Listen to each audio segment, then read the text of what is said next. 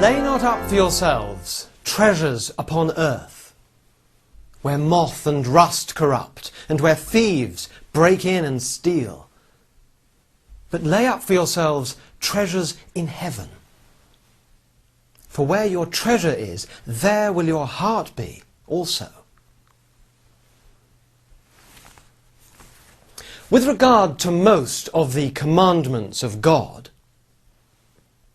the heathen of Africa and of America stand much on a level with them that are called Christian.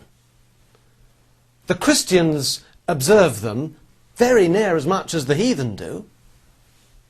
For instance, the generality of the natives of England, commonly called Christian, are as sober and as temperate as the generality of the natives near the Cape of Good Hope.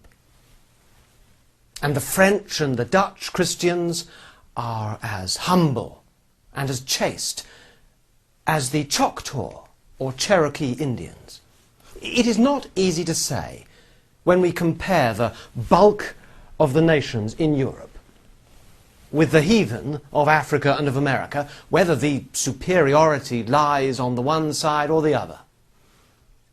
At least the heathen has not much the advantage. But this we cannot affirm with regard to this command now before us. Lay not up for yourselves treasures upon earth. Here the heathen has far the preeminence. He desires and seeks nothing more than plain food to eat and plain raiment to put on. And he seeks this only from day to day. He reserves, he lays up nothing. This command, therefore, the heathen, though they know it not, do constantly and punctually observe. But how do the Christians obey what they profess to receive as a command of the Most High God? Not at all. Not in any degree. No more than if no such command had ever been made. It might as well be hid in the original Greek for any notice they take of it. In which Christian city do you find one man in 500 who makes the least scruple of laying up just as much treasure as he can? Or there are some who would not do this unjustly, but they do not scruple the thing, the laying up treasures upon earth, only the doing it by dishonesty. They are not concerned at disobeying Christ, only at a breach of heathen morality. So even good men do no more obey this command than a highwayman or a housebreaker, and they never designed to obey it.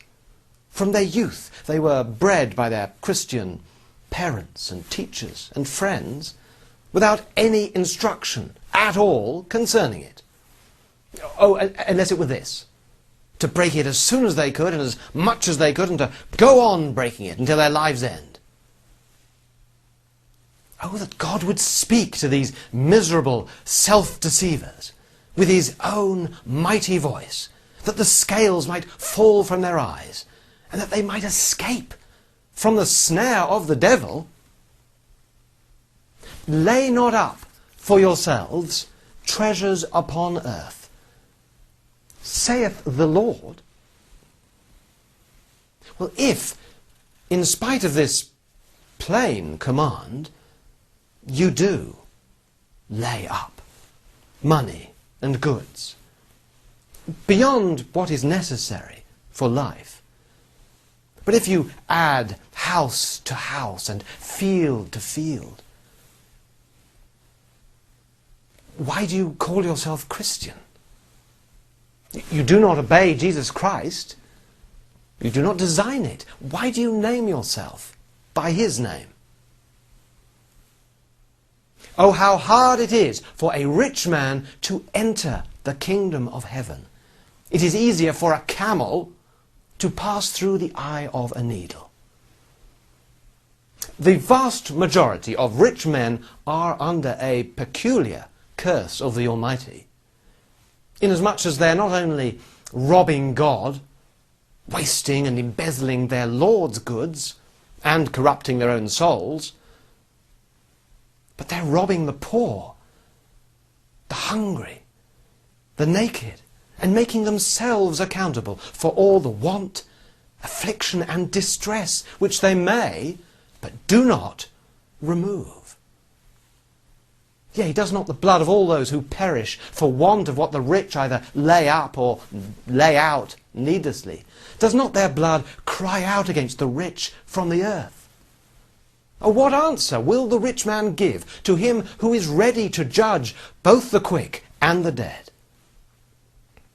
We exhort you, in the name of the Lord Jesus Christ, be ye ready to distribute unto everyone according to his necessity. Deal your bread to the hungry. Cover the naked with a garment. Entertain the stranger. Carry or send relief to them that are in prison. Heal the sick, not by miracle, but by the blessing of God upon your timely support. Be of the same spirit as those believers of ancient times, who remained steadfast in that blessed and holy fellowship, wherein none said that anything was his own, but they had all things in common. In a constant and zealous performance of all good works, wait thou for that happy hour when the King shall say, I was hungry, and he gave me meat. I was thirsty, and he gave me drink. I was naked, and he clothed me. I was a stranger, and he took me in. I was sick, and he visited me. I was in prison, and he came unto me. Come, thou blessed of my Father, and receive the kingdom prepared for you from the foundation of the world.